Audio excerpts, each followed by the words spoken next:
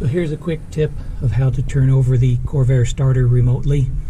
This is handy if you need to bump the starter over for finding top dead center, or you're doing compression tests, or anytime you want to use the starter multiple times without having to climb back in the seat every time you're ready to do the test. So basically what you do, this is a late model that you're looking at, but the earlies are very similar, all the Corvairs are.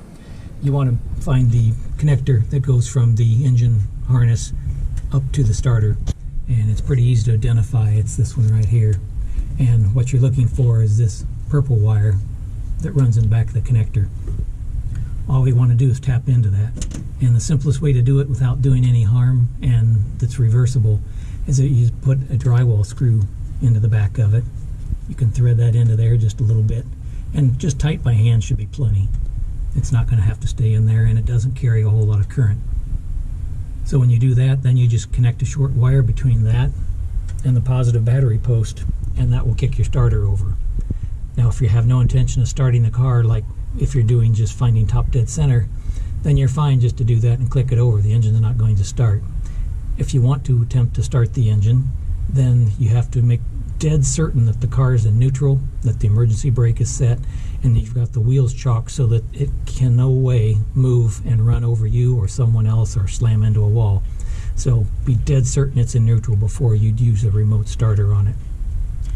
The other thing that I do just for being able to stop the engine as easily as you start it is you can come over here to the coil.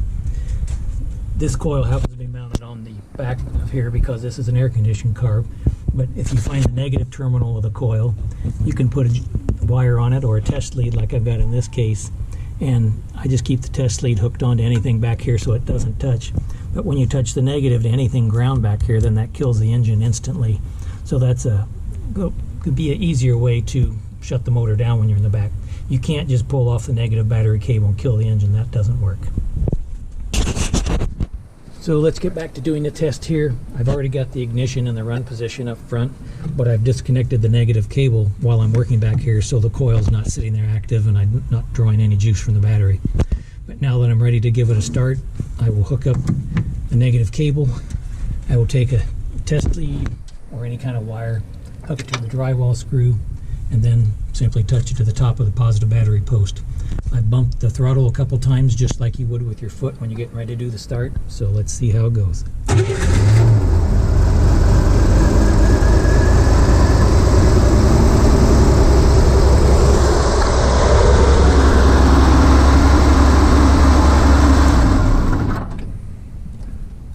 So there was a start and a kill. Come back and unhook the battery cable here. So you can leave the screw in there like I do on this because I'm always working on this engine, or you can take the screw back out. But that gives you a remote start without having to do any complicated connection.